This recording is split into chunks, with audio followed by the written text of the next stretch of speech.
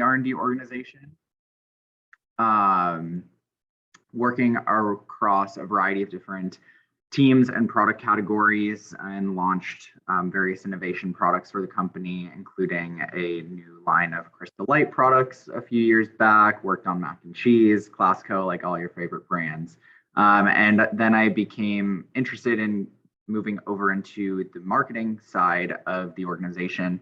And fortunately, Kraft Heinz is pretty open as long as you demonstrate that you have the ability to make cross-functional moves. And so I was able to move over into the marketing organization, where I've been on a couple different teams, working across both what we call our base side of marketing, which we can get into, which is more forecasting, consumption, data analytics, as well as now I'm currently on one of our innovation teams on the marketing side, looking to launch new innovations in our Taste Elevation platform, which mainly is in the condiment space. And on campus, I was a member of AICHI. I was in Alpha Chi Sigma, the professional chemistry fraternity, and I also was in Illini student musicals, so I performed on campus. Yeah, that's me. Awesome. Thank you so much. Nick, why don't you go next? Hey, thanks. Hey guys, so I'm Nick Zeke Lopez. I graduated in 2012 from Chemi. While I was at the university, I ended up doing creating a YouTube channel and writing a book with Professor Hammock. And that was a ton of fun. And it helped me realize I had a couple of internships at Kraft Heinz, formerly Mondelez International, at the time. No, and what I learned, but importantly, there is I didn't really like it. It was great company. It was like I was at the best company. I just didn't really like doing it, but I really liked writing the book. And so I tried to do something that was not Chemi. I ended up getting a job at Capital One, the credit card company, as an analyst. Moved around there, ended up joining a tech startup in Atlanta. From there, went to another startup, and now I'm starting at another one. But I kind of migrated from analytics to product management to product marketing, and now I'm the chief marketing officer at Enablix. And so mine was kind of daisy chaining one position away from going to data analytics to a data heavy role to a data heavy marketing role. But yeah, I have mostly experience with small companies under 50, under 100. So that's my perspective. Thank you. Awesome. Thank you so much. Tina? Sure, happy to go next. I didn't realize Nick and I have a similar background. So I graduated from U of I with a degree in chemical engineering, and went to work for an oil and gas technology licensor for a couple of years. Did like a career development program there, and then I was working as a technical advisor on international projects. And when I came back to the States, I was put in this department that was building the company's first IoT product, or Internet of Things product. And that's how I started getting into tech and product management. And after that role, I went to GE Transportation to work in their data and analytics groups. And it was a group that was building very innovative products embedded on artificial intelligence and machine learning. And I kind of fell in love with what you can do with data and how do you drive insights from it and build products on top of it. And realized I wanted to build my own company, but I didn't really know exactly how to go from building a product to actually finding audience. So a couple of years ago, I decided to go to business school, and in business school, I found a couple of co-founders and founded my first data and analytics startup, which was for the retail industry. And as of last year, we pivoted into a new market, and now we're working on a second one. So also analytics, product management / company founder. So yeah, happy to chat about that to those. It's a good pipeline, I'm telling you. Yeah, it is. Awesome. Last but not least, Nada. All right. Hi, everyone. I'm Nada Gohar. I also graduated from U of I in chemical engineering. Tina, nice to see you again. In 2011, and not unlike Brandon, I kind of started at I started at Abbott Laboratories as a chemical engineer. I did the summer internship, got into the development program, and knew I was like, I want to do something technical, and got my first role out of my, engineering development program, and realized, wow, I'm not sure I love this. This is really, different size and shapes of similar problems just being presented. And I was kind of craving variety. I had a wonderful manager at the time who just said, Netta, why don't you go and network and see what you're interested in? And I did. And not necessarily by my own efforts, but a little bit by chance, I ended up in market research and market insights. And so as you think of kind of the way many of us got into marketing, it's also based on data. And so at Abbott Nutrition, the market insights team manages all the secondary market data as well as primary market data as it gets then shared with the brand and marketing teams. And so lived in market insights for 3 years, worked on a lot of really interesting brands. So Similac, Ensure, Glucerna, Pediasure, many of you might be familiar with Pedialyte. So looking at data related to those products, all the way from sales data to consumer behavior.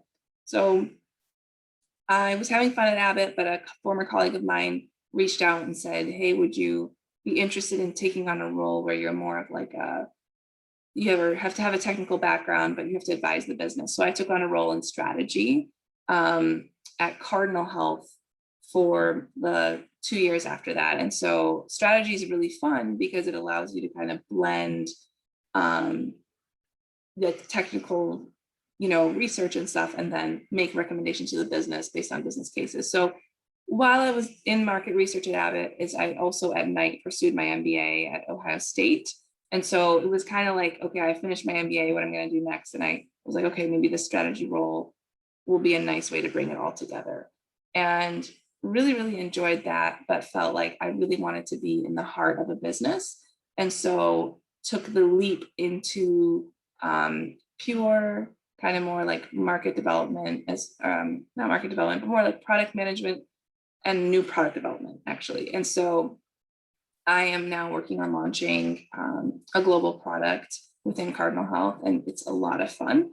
I can't talk much about it, but it's wild. And so I'm really, really enjoying that and getting to kind of leverage my strategic past experiences, a little bit of my technical side as well. So just having a lot of fun.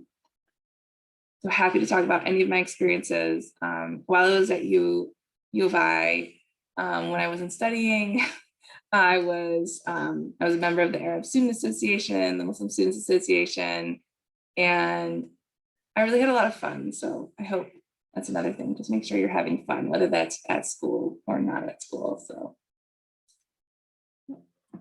Right. And then here at Illinois, there's just so many things that you can get involved with. So if you find that you're not enjoying one thing, it's totally fine to go seek out something else that you enjoy. Awesome. So students, what questions do you all have? If you have a question, please feel free to unmute yourself. Feel free to also turn on your camera if you want, and then also introduce yourself as you ask your questions.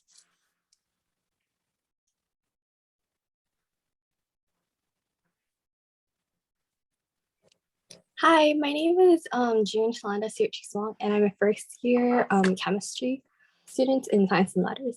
So I was just wondering if you guys can like go back in time, would you guys still pursue a degree in chemical engineering for your BA? Hands down, yes. I feel like I see laughter. Great question. That's a great question. I'll add and just say, I tell everyone that you can do anything with a chemical engineering degree. And I see you nodding, which is reassuring, but I would have done maybe a business minor or a couple minors, and I wouldn't have worried about how long it took me to graduate. That would be, if I could go back in time, I could do it over again.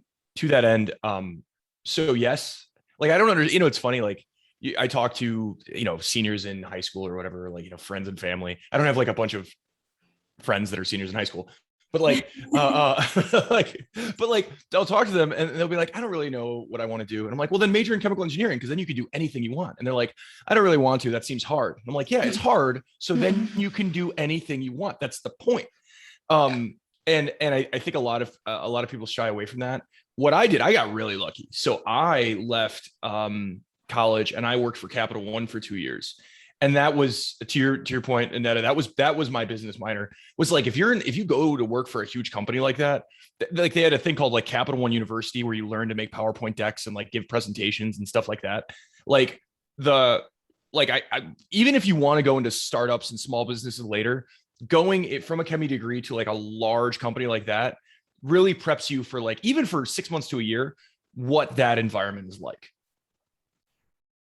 Yeah, and to add, also, I remember when I was in chemical engineering, I forget who said this, but someone had said, chemical engineering degree, it like teaches you how to learn basically, and then that can be applied to anything. To Nala's point, I actually almost tried to get a business minor while I was on campus, and there was issues with the requirements and it didn't work out, and I'm still a little frustrated about it. But yeah, so if I could go back, I maybe would have tried to push for that, or push for it sooner than I did, so then it wouldn't be too late to push me over the 4 years.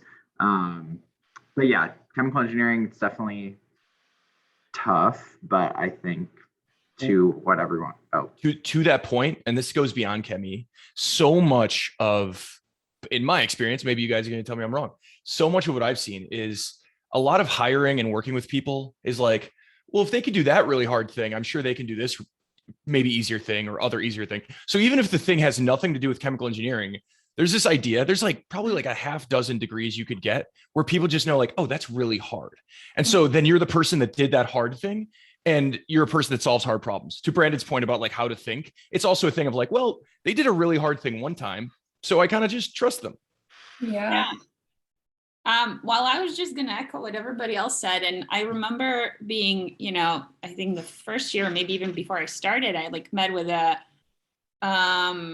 career or academic counselor, and they were like, most people drop out of this program. Are you sure this is for you? And I remember being so frustrated because I was like, I'm not going to be the one dropping out. And then every year I was like, well, I'm not sure if this is really what I want to do, but I want to persist. And I think engineering degree in general, or a degree in life sciences, it prepares you for that problem solving, like Nick was saying. But what really matters when you go into the work field is what experience you've built along the way.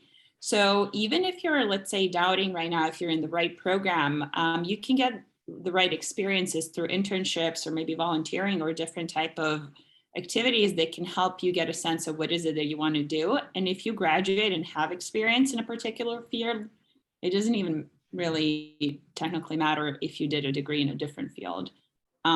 So if this is something you're interested in, like I would say keep pursuing it and then explore options on the side. Yeah. I agree wholeheartedly with what everyone said. It's truly, I just took Tina's point about like persisting. So much of when I was just interviewing candidates today for open roles on my team, and I always ask, how did you overcome challenges? And just getting through a chemical engineering degree, surviving, and not saying thrive, just surviving, and then maybe succeeding and then thriving, right? That's like, it's a huge accomplishment, and people recognize that. Yeah, thank you all so much for those insightful responses. What other questions do we have? So, hi, my name is Jamie. I'm a freshman, and I'm currently undecided, and I'm trying to see what path I want to take. But my problem is I have a lot of interests, and so I'm thinking about going down the business route, in maybe doing something with entrepreneurship or something where I can build my own company or build something of my own. And I just wanted to get your opinion on how you think that would benefit me, or if you had any other thoughts about how to achieve something like that. I have a follow-up question for you, actually, Mhm. Janie. Specifically, what is it, because it could be a lot of things, specifically, what is it that appeals to you about starting your own company? Is it, it could be a lot of things, but just interested on what, because that'll influence what you should do to get Okay. there, how that is. So my dad started his own company and he's been really successful with it. And so I've kind of done throughout my whole life these little pop-up shops or things where I try to sell products to people who I feel like would be interested in them. And so I really like that idea of connecting with people and making a product that would impact their life in a better way, if that makes sense. Oh, that makes total sense. So what I'll say is, it's a thing I feel strongly about. Like, well, first of all, I feel strongly about everything, but this I particularly feel strongly about. So and I'm looking over to Tina to see if you'll disagree with me. I think that in my experience, I think I went a different way. Is I went and started working for, like, so first of all, love the idea. I think it is really cool to start and maintain businesses. But to Tina's point, it's also really hard, like to be in an area and just get so mad about a problem that you feel like you have to go solve it. Like, that's hard. And not only that, but 90% of businesses fail. Like, I would say that, like, and people forget that, like, businesses fail all the time and it sucks. And you're going to have so I'd say the first thing is, if you want to do that, just be prepared that, like, that is the objectively harder road. And in most cases, it's also the road that you're going to make less money with. Like, I think people are like, oh, I'm going to make so much money if I start my company. You make a lot of money as a chemical engineer too. So, like, there has to be this other thing, this other reason why you either want to be your boss or start something, or, if you have that, then I would say, then what, and I think it's hard immediately out of college. And I think it's kind of hard as an internship. And we could talk about that, but work in those kinds of environments first, unless you know you have an idea right now that is going to go change the world. And you're certain that you just need $5 million from VC money. I would say go and immerse yourself. And, I think a lot of people, it's very easy to seek big companies on graduating. Go and like email people at small companies, 20, 30, 40, 50 people. You can find them on LinkedIn. And just being in that atmosphere will teach you so much about it, whether it's something you want or whether it's like, no, I want to go do this first. So I'd say immerse yourself in it first, as an internship or a co-op or something like that. You can find out.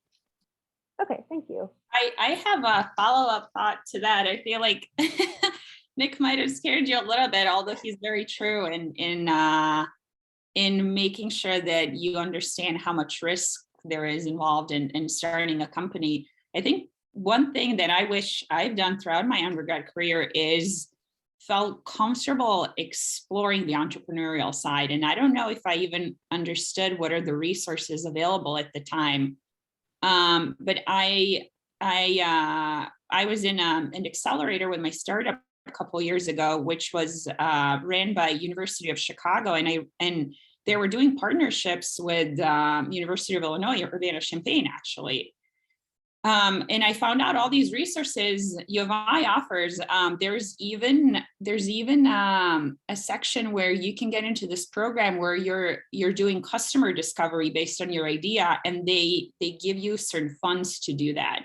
So I would say during your 4 years, I think you mentioned your first year, during your 4 years at U of I, you could literally leverage so many resources that the school provides to really work on your idea and build a company around it, or get a sense of it if that's what you want to do. So I would say, and I'm happy to chat offline if you're interested in connecting more on it, but there's so many ways to approach entrepreneurship, and maybe not the best ways to just, right after you graduate, if you're like fully new to it, start your own company, because it can take a long time to actually make money. But there's so many ways you can get there. That, yeah, I would leverage the university's resources for that. Okay, thank you so much.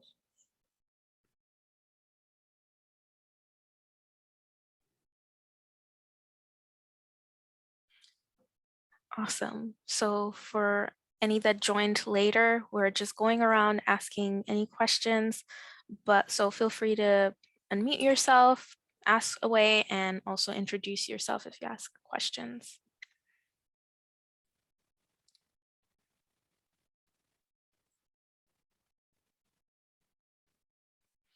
So I have a question while others think of something. So how do you think your undergrad experience has shaped kind of what you're doing right now? And what were some of the most important things that were kind of takeaways as you took on this path?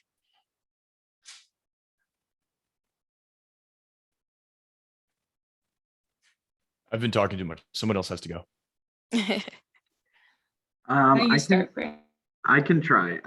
So how did my undergrad experience shape my path? That's a good question.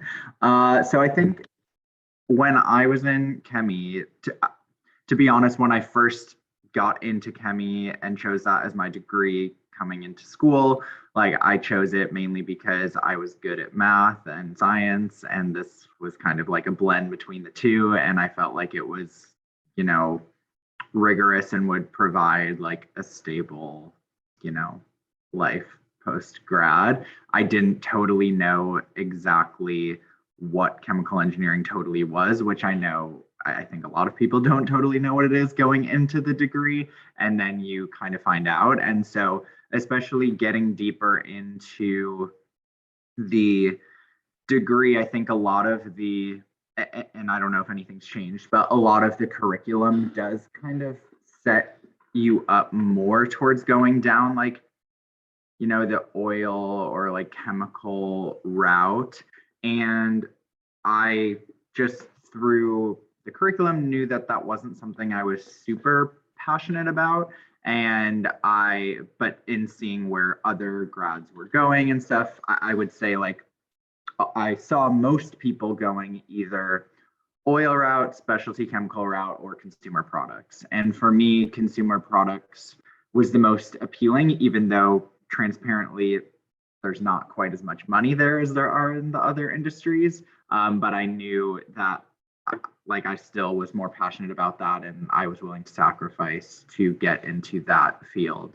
And just the idea of working with products that, you know, consumers know and love, they have personal connections to. So as I was looking for my full-time roles, I was, you know, focused on that. My internship experience, so I had unfortunately not been able to get an internship at one of those consumer products companies, but I did get an internship. It was actually through the Environmental Protection Agency, working at.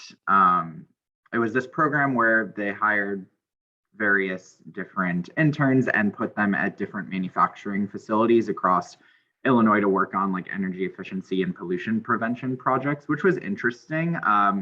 But yeah, so I spent a summer working in a manufacturing environment and kind of learned through that experience that that was not really what I was interested in. Because also, even if you went into consumer products, like some people go more that operations manufacturing environment, other people go more into like a research and development office type job. So I think getting that internship experience really helped me see that the manufacturing environment full time wasn't exactly what I was looking for. So that's kind of what led me into getting originally into that consumer products space. I don't know that there's anything that I did on campus that specifically ended up changing my path in terms of starting in R&D and then deciding I was more interested in moving over to the business side. That I think just came through on the job experience and figuring out what I was looking for, and seeing kind of just how our company operates and thinking longer term about what I'm looking for in my career. So yeah, hopefully that answered the question. Yes, absolutely. And with internships and experiences in general that you mentioned, you realize that you didn't enjoy that area or that side of things. So you kind of pivoted from that. And that's totally fine for internships, for co-ops. If you find that you don't enjoy that field or don't enjoy working in a certain environment, that's still a learning opportunity for you. I love what you're saying, Jennifer. I just want to comment on that one last thing you said. And it is okay for you to come to terms with yourself that you're not liking what you chose and that it's okay to pursue something else. I think I was so scared that I wouldn't I decided to go into my first job into the oil and gas industry because I wanted to make use of my degree, not because I actually was fully into it. And so I think it's okay for you to recognize that. And the earlier you recognize that for yourself, the easier it is for you to shape your path down the line. So don't be afraid to try, and don't be afraid to recognize that that's not for you if you discover that along the way. To that point, actually, I'm wondering if any of you guys felt this. So I went to for a bank right out of college. I made that choice. And it's awkward because I made less money. That's the thing about Chemi jobs is they will pay you. And so I think that was the other awkward thing is it's, I don't know, there's so much discussions over that right now, but that is another part where it's okay to not make the money that you could have made at another, that's not everything. Really enjoying what you do every day is probably the most important thing, regardless of how much time you've spent learning, distillation stuff and everything else. You got to follow your passions. Yeah, I just want to build on what Nick and Tina said, this idea of making use of your degree, right? This is something I felt, I have to. And so I left my development program and went into the hardest, most technical job I could find. And I quickly realized, oh my God, I'm so miserable. And I'm just going to state a fact that is a hard truth I wish someone had told me is maybe the more you have to travel to remote places for your highly technical job, the more it will pay. And that was a hard truth no one told me as a chemical engineering, student. But overall, I think one thing I appreciate about what the degree gave me and how it influenced my role is in my career is I've never stopped learning. And it made me feel like it's never too late to learn. It's not a bad idea to get another degree. It's okay to fail, try hard things and fail at them. And I'm grateful for that the chemical engineering kind of program instilled in me. Just go for it, just do the hard things, and you'll shoot for the moon, you will land among the stars. Just one thing to add, based on what Nick said on the compensation. So I know some of you in the audience are chemical engineers, some are maybe chemistry or other majors, minors. The highest paying jobs out of college are those that nobody wants to do, really. Those are the guinea pigs that they're willing to pay high to allure them into these positions, and then TBD what happens next. But there's so many ways to make money, and if you go into these high paying jobs right out of college, there's other people who might get to be actually at higher salaries than you, let's say three years down the line, because they went into jobs that they enjoyed and they rose up quickly. So don't focus on the short-term returns. Think about the long-term. What is it that you want to achieve long-term, and then kind of pave your career path around that. Yeah, Tina, no one talks about that. And again, there's nothing wrong with then taking that. There's nothing wrong. I think we have a mutual friend that lived in North Dakota and made 6 figures leaving college, right? Well, you're in North Dakota, but you're making 6 figures. That's pretty cool. But I don't think people talk about that enough, that I think in our heads, we think oh, you move to Chicago, you move to New York, they're going to pay you more. Well, everybody wants to go there. And surprisingly, that's not just a Chemi. Typically doctors in rural areas make 2 to 3 times as much as doctors in a city. People pay for things that other people don't want to do. And so that's just that's a truism. but it makes you really nervous to turn it down. I'll say that.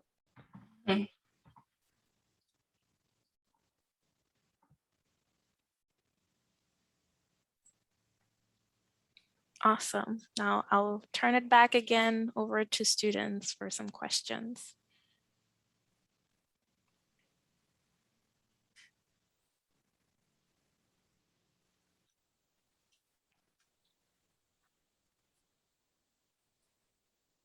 No questions? Hi, I'm Christina. I'm a sophomore in chemi. And I was just wondering, like, what did you guys think of the transition from being in R&D going into more of the business marketing side? Sure, I can start.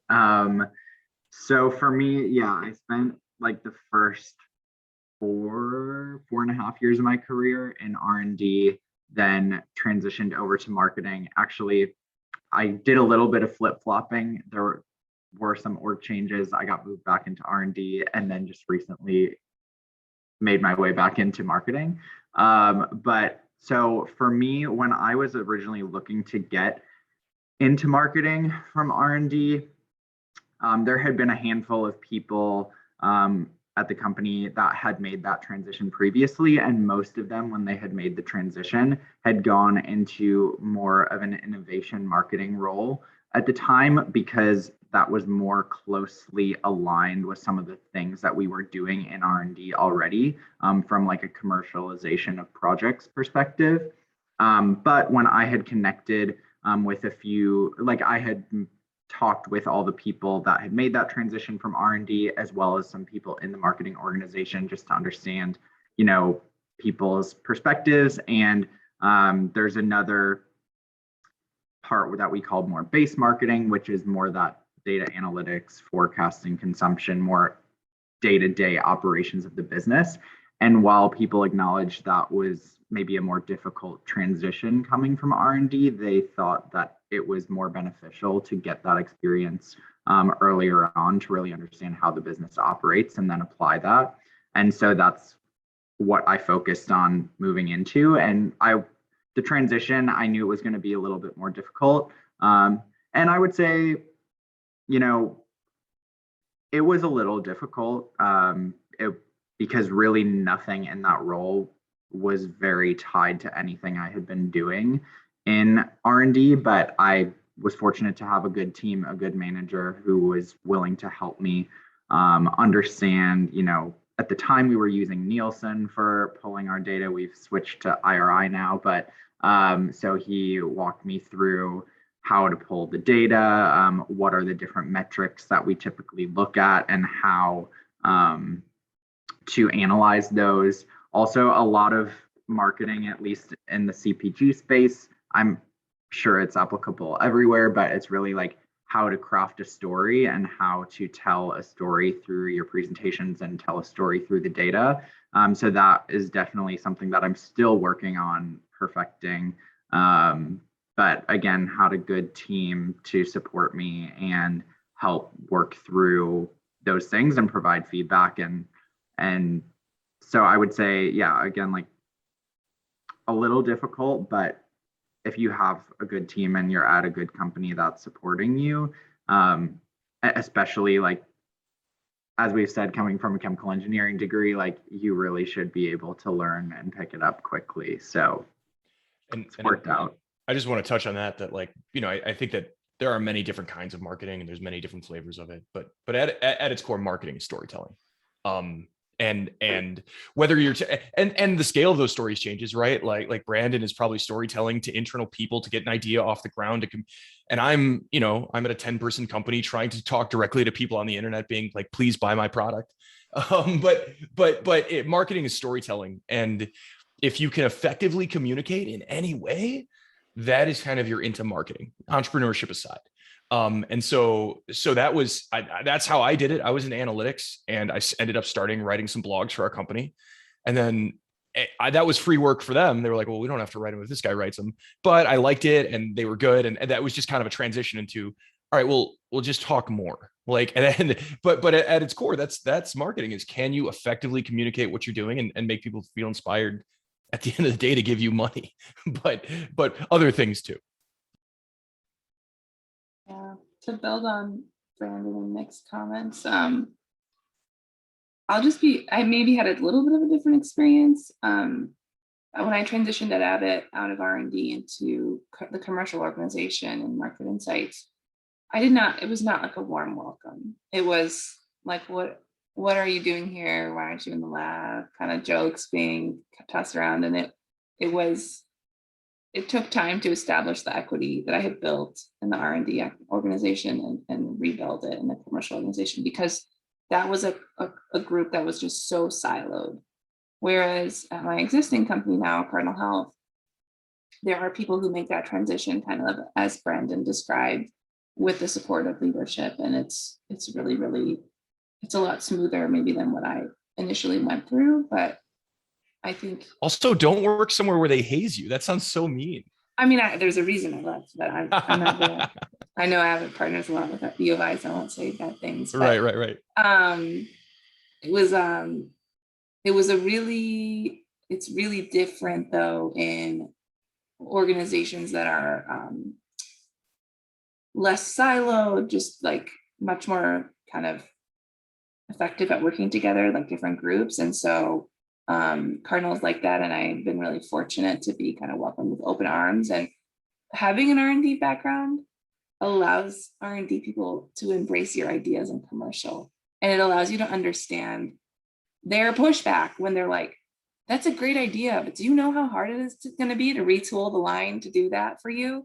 And I was like, yeah, but let's look at the business, So I think it gives you, having that R&D equity really means something when you work on really large cross-functional teams at a big corporation. So that's, I think, a really huge benefit of it. I want to add another perspective. I don't know if the question was around building technical skills or moving within the organization. One thing that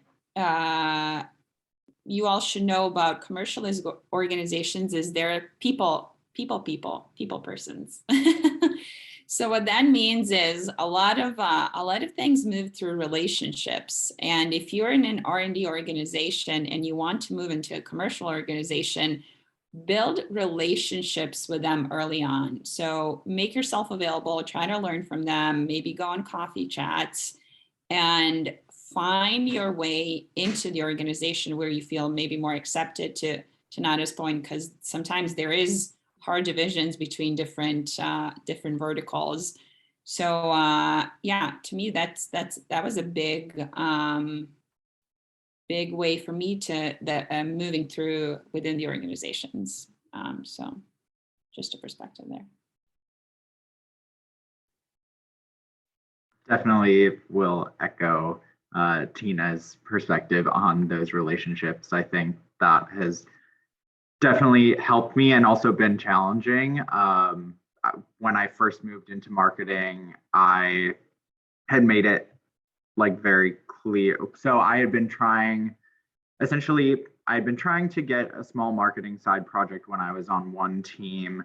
And I was at the same time kind of looking to get promoted. And so timing didn't end up working out on that first team when I ended up getting promoted within R&D. And when I took that next role, I had talked to my manager and said, hey, I was looking into this marketing opportunity. This is something I'm really interested in.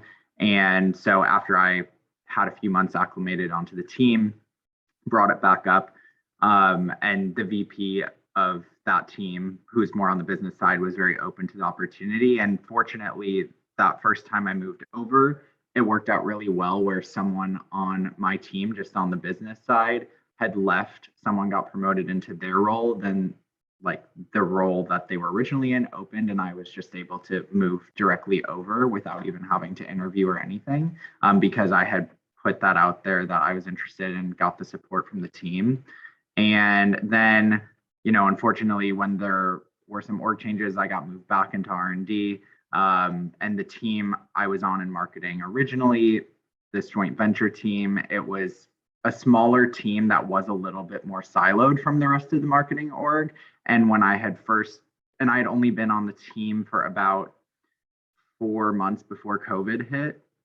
So then I wasn't in the office as much either to make more of those connections with other people in the marketing org. So last year spent a lot of time meeting virtually with various people throughout the marketing organization to make it known, like, hey, this is what my situation, like I'm interested in moving back over. I had interviewed for some roles that weren't working out, but even through those interviews had made it very known, like, this is what I'm looking to do. And so when we had our most recent restructuring, like at the beginning of this year, and I met with the new director on my team shortly after being placed back into the marketing org, he had mentioned to me, like my name was coming up in a lot of the discussions as they were making the decisions. And that's because I talked to a lot of people throughout the past year. So I think that definitely helped. Yes, absolutely. To add on to that, networking and building connections is so important no matter what stage of life you are at. So the fact that you're here at this event is, give yourself a pat on the back because you're starting to build those connections, you're growing your network, and that even our alums will be able to help you hopefully in the future if you need any advice, if you need support. So yeah.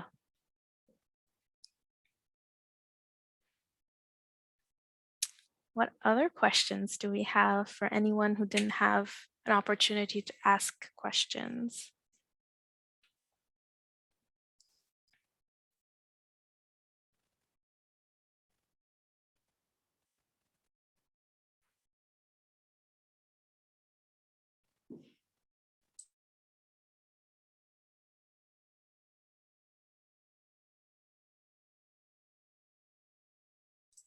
All right. My email here, just wanted to say, like, I am such a supporter of people exploring entrepreneurship. So if anyone's interested in chatting more, feel free to reach out. Yeah, Tina, I actually wanted to ask you a question. So our other alums are mostly in marketing. You're a founder of your own company. So tell us more about that process. What led you to that process? That journey, yeah. Great question. So I mentioned I was in product management for a couple of years before starting my own company. And but even in engineering and R&D and like in these, entry level roles, I remember feeling like I just needed to know more in terms of where this project fits in within a big picture or fits in within like the overall vision or the strategy the department was taking. And a lot of the times being in technical roles, you're kind of just like so detail focused, and it's hard to get a sense of a full picture. When I was working as a product manager or working on building products, I was really excited about this idea of building and like full end-to-end ownership of something that you build and then ship. That's what they call it in the tech world. But I was missing the big picture on why are we doing this, or how does this fit in with the overall business strategy? What does this mean in terms of like building out multiple products and serving multiple customers? So being a founder or a business owner really helps you oversee the entire spectrum of what it takes to turn an idea, make it into a product, serve the audience, and then scale and build teams around it. So that's, I think, entrepreneurship in a nutshell. Was there a follow-up question to that, or? No, I just wanted I have a question for you, Tina. Yeah, go ahead. What about product management makes it a good, would you say it's a good or bad? And what about it makes it a good prep for starting your own company? Yeah, great question. And I think this might actually apply to multiple types of commercial roles, but particularly product management is you're kind of a generalist and an owner of the product, which you can think about product as a mini business. Depending on how large the organization is that you're part of, that could be the business. So there might be one product or there could be multiple products and you're like a mini owner in a business. And being a product manager requires you to understand like the commercial needs. It requires you to work with customers. And then it also pushes you to figure out how to like turn these commercial like soft needs into hard requirements, whether that's a physical product, a software product, or maybe like a product in the life sciences. So I think as a product manager, you start thinking about products, or really what you're doing is an owner of that entire ecosystem. And that's I think a reasonable path to starting your own company. But there's so many paths. That's just one. I think Nick is trying to promote product management, which I'm a fan of too. Yeah. No, I think, well, so what I'll say is there are a few disciplines that are blowing up right now. Product management, product marketing, one of them that like, I think even and by the way, like Illinois, for all the students here, I did not realize, like I knew that Illinois put like a lot of emphasis on like, you got to get a job. Here's how we help you get a job, stuff like this. I didn't realize how little some schools do. Like some schools, like they don't, like their career fair is like a small room in the back of like it's very different than Illinois. But I think that roles like product management and product marketing, like I didn't know about it in college. Like I didn't know it existed.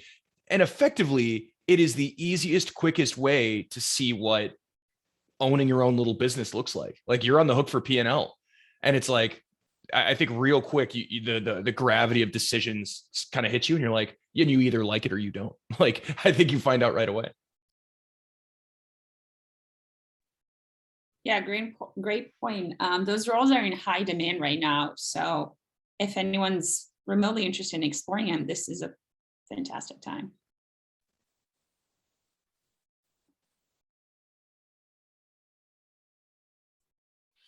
So I know you all have different roles, different companies, different areas.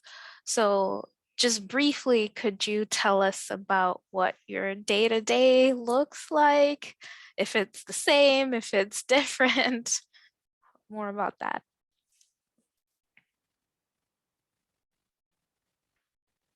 I can start. I have like a unique role where I'm working on a new product launch, but I'm also a little bit focused on our innovation pipeline. And then I have somebody who reports to me who is working on like, as a pure product manager, as like 50% of his time.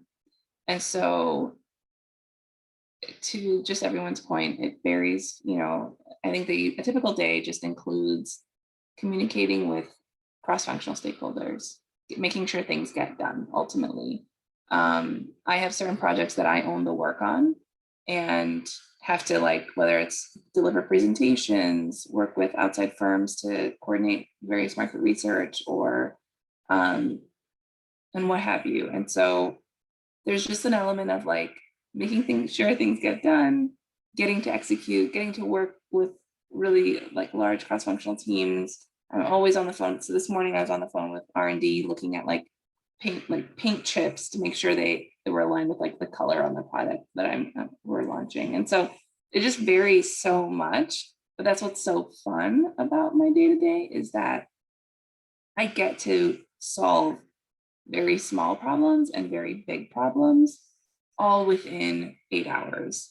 And then the cool part about my job, given that it's global, I'll hop on the phone. You know, I kind of have a rule. This is where I love where I work now. It's like there's respect for a balance, and I kind of, as a rule, just 4:30 to 7:30 are kind of off limits for work. And I do my living, a little bit of some of my living in that time. But then I also am like, okay, you know, I'll hop on the phone with Asia at night, whether they need help with a specific issue, they're having problems sourcing, what's going on with supply constraints, when they should expect their launch dates to happen, and like have they prepared. And I'm hosting workshops all this week to like a lot of my world is influencing without authority. It's just the life of an upstream marketer. And it's really, really fun. So it varies and just solving different problems that come in different shapes and sizes all day long. My role is like wildly different than any other role I've had. So like in every other role I've had, it was like I kind of what you had mentioned of being able to, small solve problems and big problems and work with, pandemic hit and I was on 9 hours a day of Zoom meetings, right? Like I had a team. I was and then and that's what happens when you're at like a 150 person company and you're the head of a department, like, and it's cool. And then I kind of struck out on my own here and joined the founding team of a new company. And it's strange how empty my days feel. I don't know if you ever had this, Tina, but like you go, like when you're in a bigger company, you are constantly busy and you constantly know the next thing to do. And the thing that like, I'm like, when I say I'm struggling with, like the hard thing is to have 1,000 things that all should get done, no definite time frame on any of them. And like it's paralyzing in a way. No, in a good way, right? Like I'm not like this is, but it's such a different world that I've never been in. Which is to say 10 years into your career, 10 years into the career, we were talking about that earlier, still you can have brand new experiences and different kinds of day-to-days. So my days now are like creating marketing strategies, going between agencies, but like most of it is 6 hours a day to come up with, like I said, storytelling ways to get people interested in our product and effectively communicate what we do. And that's what, so my day went from 9 hours a day of Zoom meetings to like 90 minutes a day of Zoom meetings. And so it's crazy how much it changed. I love the way you put that, Nick. I think that describes like entrepreneurship in a nutshell. Every day is basically a blank canvas and you have to decide what are you going to do in that particular day. And I think as a business owner, we need to think about, like what our vision is, but also how to fill every day to get to that vision. So my day consists of sometimes it's meetings all day, and sometimes it's a couple of days with no meetings. And when there's no meetings, I mean, you really set your own schedule and figure out what you need to do in them. There's a lot of admin work, which I know nobody wants to hear about as a business owner. But then there's also exciting work where you think of something, 1 week, and then the next week it's already live in the product itself on the web. So I think that's the cool part. And then my day-to-day, I guess, somewhat similar to Nada's, but not quite the same. I would say definitely varies day by day. In my new team, working more on the innovation front, we're still kind of figuring out some roles and responsibilities and ways of working because our marketing organization with, big companies, they go through reorganizations. And so then things change in terms of ways of working. So now we're kind of split where I'm on the innovation team and then we have like a base marketing counterpart. So working together hand in hand with them, but definitely working with the cross-functional team on an almost daily basis.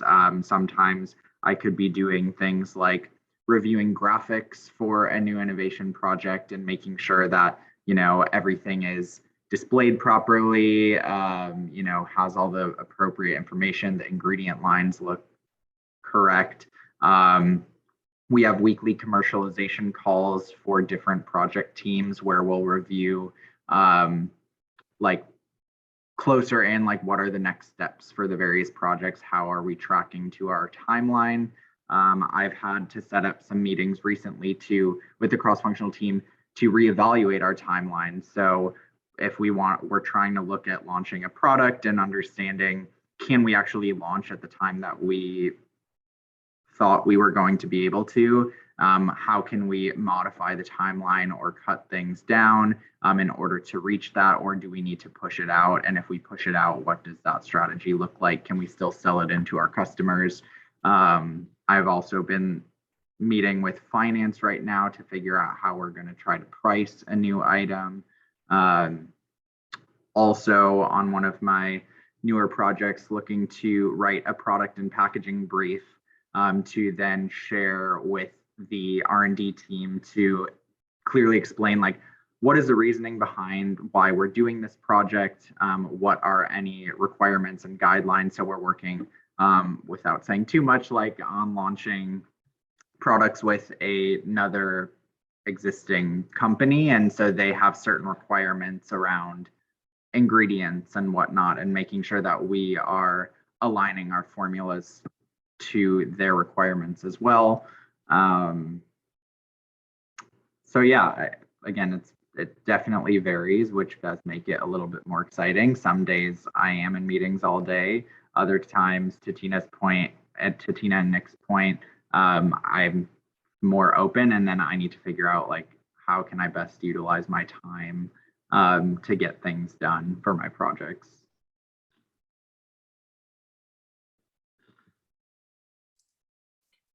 Awesome. So variable, even though your roles may be somewhat similar in areas as well. Awesome. What other questions do we have?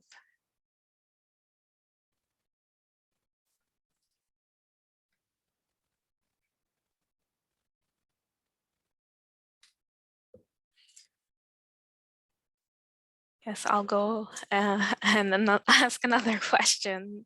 So, we have first years here on our call, we have undergrad. So what advice would you give to current undergrads that maybe you haven't thought about when you were an undergrad, whether getting involved or advice for long term?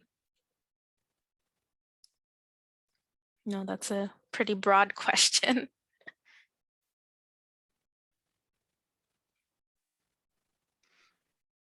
I guess I'll warm up the crowd here with this one, but I would say, if I had advice, I just think Illinois has so many resources, and it's embarrassing a little. I don't know if embarrassing, just a sign of my age when I say, social media was just kind of kicking off when I was in college, and I think you guys know so much more probably of like what there is, and at times I know it can feel like information overload in college. But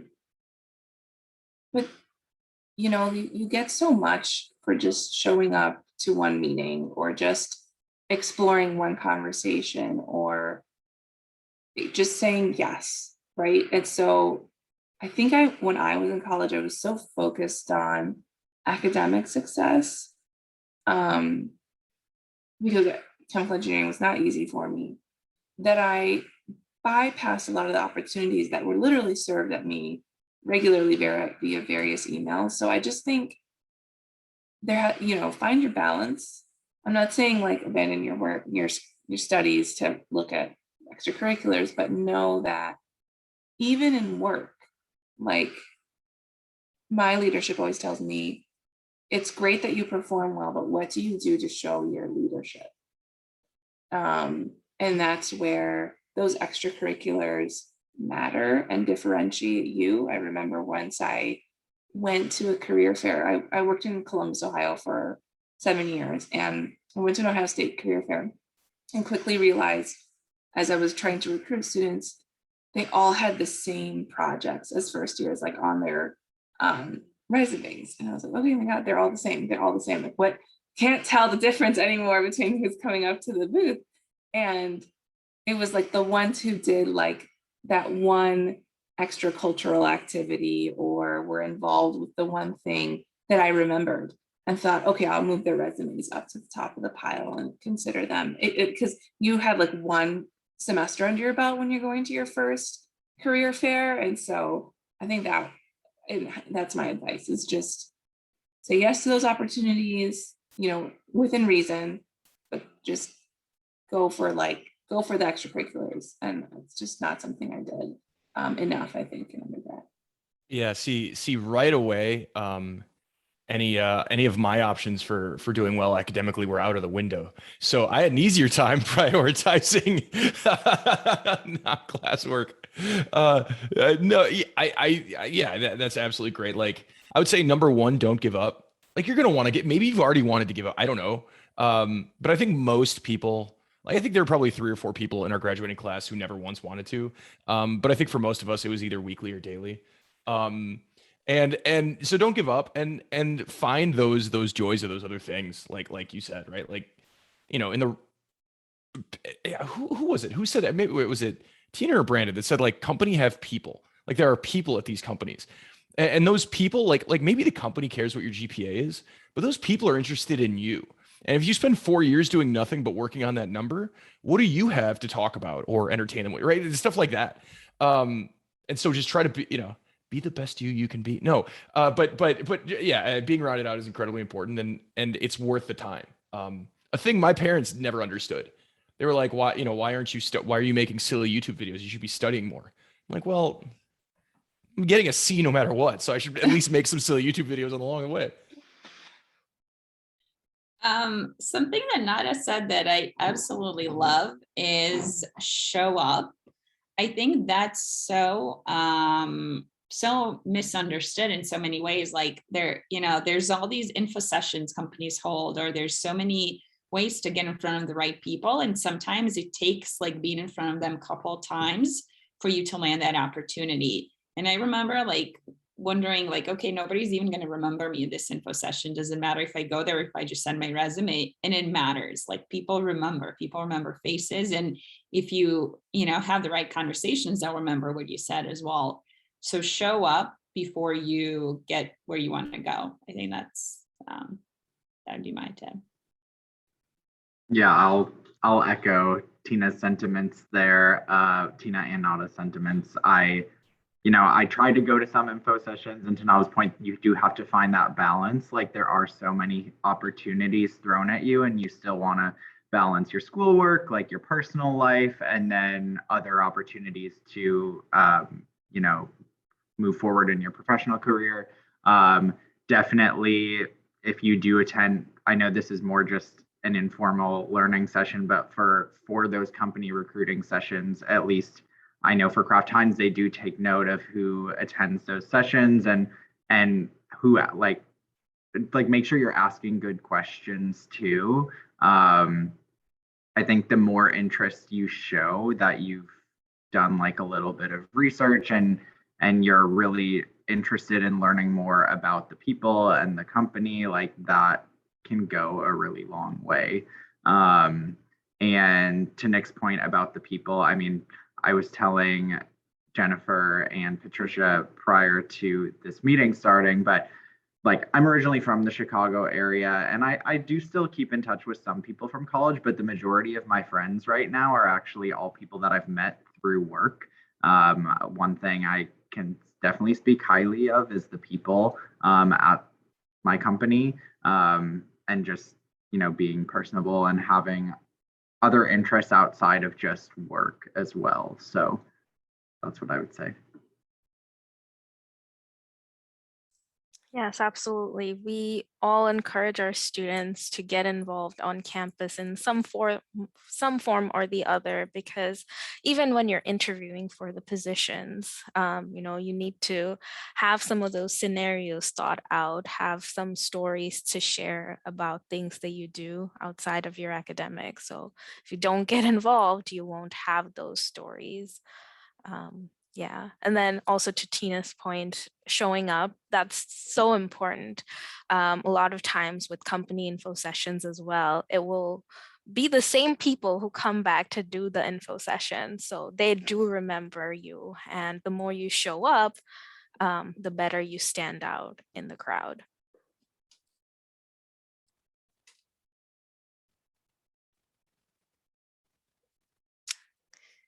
We are closer to the end of time as well. So any last questions from students? We have a quiet bunch today. I'm going to ask the students a question, if that's okay, Jennifer. Yes, so absolutely. I'm curious, We have a couple of students on here. Does anybody want to share maybe why they're here? I can go first and share why I'm here. So like I said before, I'm Janie. And I guess the reason why I'm here is because, as being an undecided student, I'm not exactly sure what I want to do ultimately or what path I want to take in life in college. So I've been kind of trying to gain those experiences through exploring extracurriculars and other things like that. So my first semester here, I was trying to take some business oriented classes, but also trying to balance that with some more classes that I just felt interested in. So I took a Mandarin course. And so that was the first time I explored that language and I really liked it. And so now I'm kind of just self-studying that a bit. And since it didn't fit into my schedule this semester, but I've tried getting into other clubs. So I'm part of a badminton for fun club, and I'm also in a class that allows me to do that 4 times a week rather than just 2. So yeah, that's kind of why I'm here, just to learn more about your experiences and how they've impacted your decisions throughout life.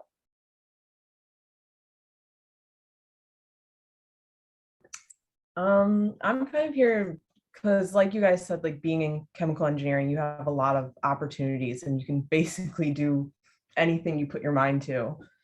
But I wasn't really sure what exactly I was interested in yet. So I'm just here to kind of get an idea of the different things that I could be doing in chemical engineering and see what I might want to do in my future. Christina, remind me, I may have missed this before, but are you also in chemical engineering? Yes, I am. Awesome, great, thanks. I'm actually like a chemistry student planning to go like pre-med. But like I think like recently I've been like questioning myself on whether like pre-med was really like the route for me. So like I'm trying to like open myself to as like many opportunities as like possible to see if like pre-med is for me or if like there's other passions that like I want to pursue in life. I'll just quickly like plug this. You can reach out to me because I definitely started college thinking I was going to be pre-med. And then my husband's a physician, which is so different. So you can totally reach out if you want to chat anytime. Thank you.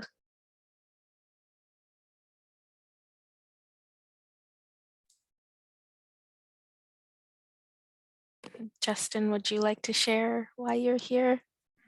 Yeah, I wouldn't mind. So I'm majoring in chemistry, and I was just wondering how you guys made the transition from chemies or being in STEM really to focusing on marketing or consumerism, like you guys are talking about. Because I don't know what field of chemistry I even want to go in, and I still don't as of this time. But I looked at internships from some career fairs that have happened so far. Got interested in maybe some pharmaceuticals and R&D, but I also have other hobbies I want to pursue, but rarely do people get to make a living off their hobbies. So it also kind of like at home when you said you wanted to just make use of your degree, and I feel like that's what I have to do so far, since I'm in chemistry and I don't know what to do or what to make use of my chemistry degree. So Anything that you're super excited about that's not in chemistry? like particularly what classes I'm taking or just like my hobbies in general? No, in general, because you say you're trying to make use of your career or your degree, but there's other hobbies or things you're excited about. Anything in particular? I do a lot of sports, and I have a couple friends who got PT certifications, and I thought that was interesting because that's just something good to have on your resume if you want to do something else in your free time. I also cook a lot, and I wouldn't mind being like a chef or a line cook or opening up maybe a small restaurant, but Well, chemistry degree would go well with that. that's what a lot of people say, but And I mean, yeah, I know, I think you joined a little late, but I spent part of my majority of my career so far in R&D, product R&D for Kraft Heinz, and I mean, we also have a culinary department there as well. So if cooking is something you're interested in, and maybe you feel, too unsafe from a career path to go the restaurant route, like for bigger food CPG companies, like going into culinary, there could be an option for you, or even just in R&D, depending on the product category. A lot of the times you could be in the lab essentially cooking. So for example, I was, it didn't end up launching, but was working on a line of frozen pot pies a few years ago. And when I was working on that, I was in the lab almost daily making pot pies essentially from scratch, making the dough, making the filling, baking it, blast freezing it. So that is definitely an option for you. And you could even pursue if you were looking to switch degrees, or if you wanted to keep in chemistry, you can take some food science classes.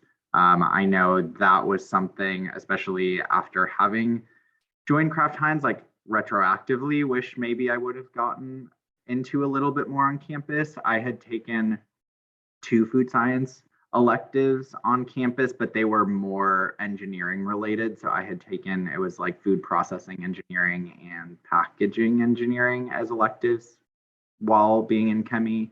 And so you kind of got a taste of it, but I would say look into some more food science classes too, if that's something you're interested in.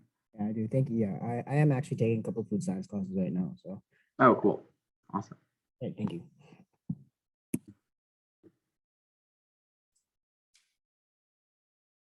Awesome.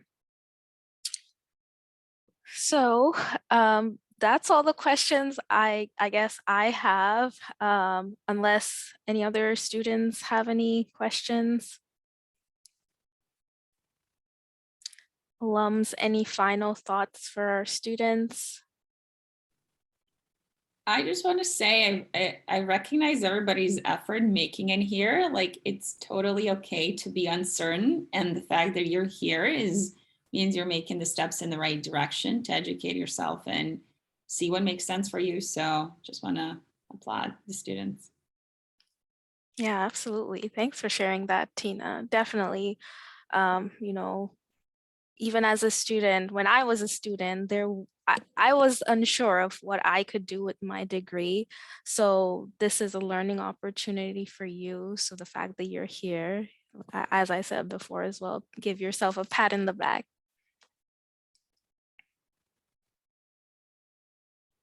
Awesome. Well, I'll close the session a little bit early. So thank you so much, alums, for volunteering your time out of your busy schedules. I'm sure our students really appreciate that. And as I said before, please, if you're able to, send me your mailing address so that I can send you a thank you note. I'd really appreciate that. But thank you so much for being here. And yeah. Thanks for the opportunity. Yeah, thank you for organizing. Of course. Have a great rest of your day. Thank Thank you. you. Bye. Take care.